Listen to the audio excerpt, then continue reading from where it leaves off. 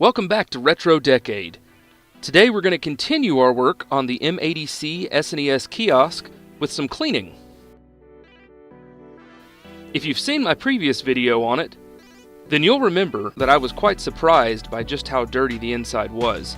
That's something that I definitely just can't send it back to Jake like, so we're going to fix that up. And if you haven't seen the previous video, I highly recommend you do, as I go much more into detail about this kiosk there. But first, how about some photos of just how bad off this thing is inside?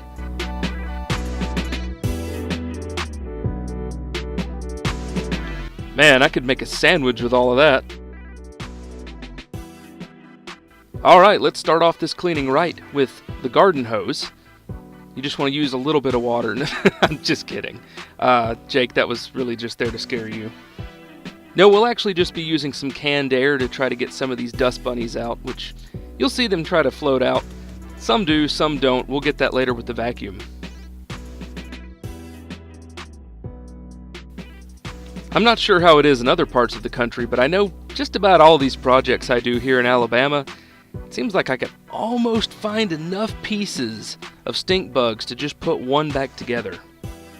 Possible video idea? Maybe a stream? Alright, I'll stop being gross.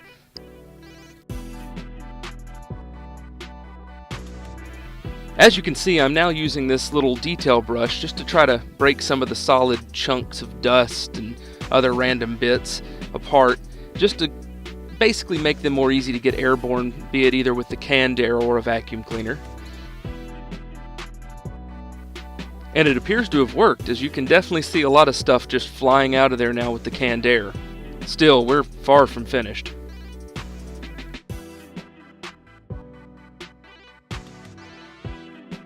Back inside, that detail brush really helps a lot in getting some of the little spider webs and stuff out of crevices. Then I follow it up with the vacuum cleaner just to try to get rid of the rest of the loose bits.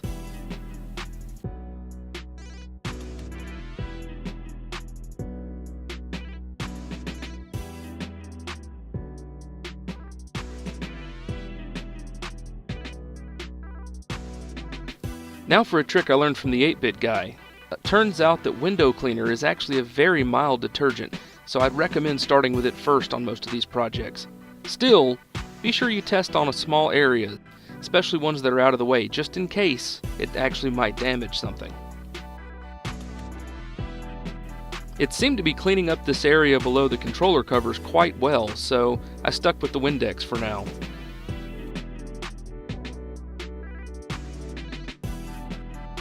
The best advice I can give for making anything like this look really good and clean is pay extra attention to the edges and the little crevices. And just look at all that gunk. I followed up and did the exact same thing to the other side. And then I moved on to the fine details inside using a small, flat painter's brush. For the detailed areas inside of the case, I used the small brush and dipped it in some Windex that I had put inside of a cup, and then would just gently wet the area. I'd return later with a paper towel and blot up the Windex, dry it up, and all of the gunk that comes with it. This seemed to work quite well.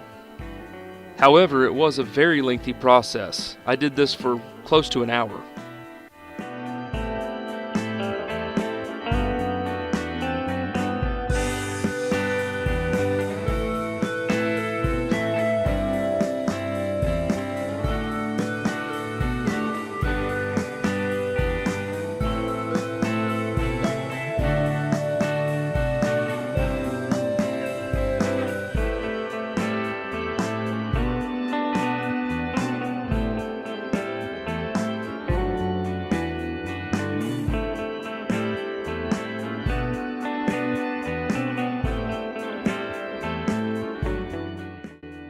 Before I show you the results, let's review just how awful this thing looked, and just how bad I am at photography.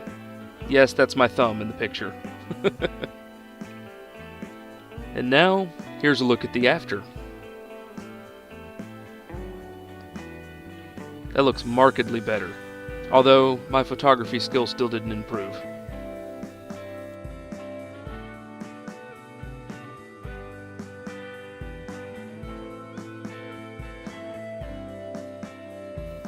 I also removed a few of the parts just to try to help document, as I haven't found much information about this kiosk online. Most of the photos can be found on my Facebook page, which will be linked in the description. And now turning our attention to the Super Nintendo that comes with the kiosk. The top layer of this definitely could use a retro bright. However, the sticker here is pretty fragile and is definitely specific to this unit. So for today, we're definitely not going to try that, especially not without the owner's permission. However, in the future, it could be discussed, and possibly even discuss coming up with a good aftermarket replacement for that sticker.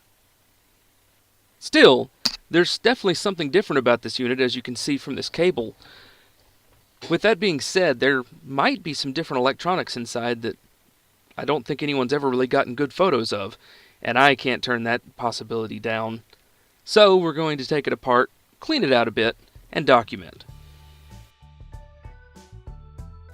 The bit you'll need for this is a 4.5mm security bit. Nintendo likes using proprietary screws on a lot of their old equipment, so it's well worth your money to look into a good video game specific toolkit. There are 6 screws on the bottom of the SNES, and this is true for all of them.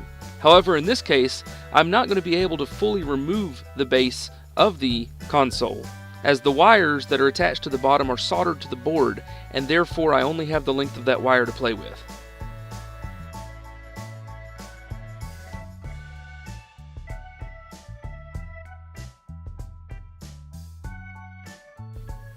I started with taking some photos, and then I began removing the RF shield. I do just want to say this is not going to be a comprehensive how-to on disassembling an SNES. I just don't have time for that in this video. However, I'm sure if you search, there's a lot of great ones on YouTube.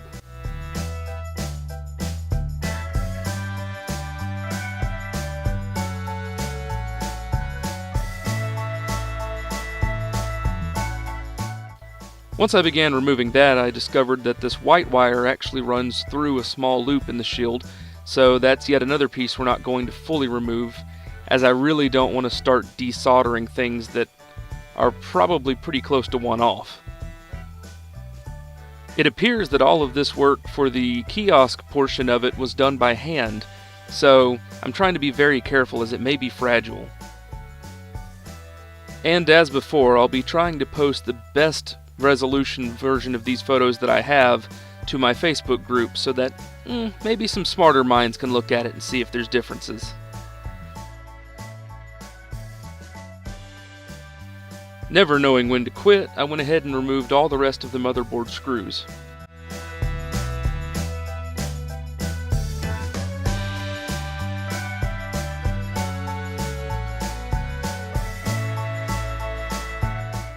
I grabbed an old used SNES that I found in a thrift store and decided to compare the two, so I've skipped taking it apart, but that's the board you see there at the bottom. And then I went back to disassembling the Kiosk SNES. When I compared the two, I didn't really find any differences other than just these 3 wires. Interestingly enough, the blue and the red are just soldered to the top, opposite side of the board from the expansion port. I'm not really sure what that means, but it would seem like something would still have to be different about this board. After I spent a little more time comparing, I decided that it was time to seal this up. Hopefully somebody can figure out something from some of the photos I took, because I'm sure there's got to be something different. Still, this was really interesting. Something I hadn't mentioned before is that I had a little bit of a tight time window to finish this project.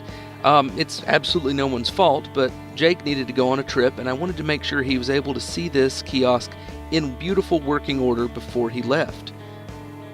So after some quick reassembly, and then getting back to the repair shown in the last video, my allotted time for cleaning is pretty much over. Still, I think we made a lot of improvements, and especially on that base, it looks much better now.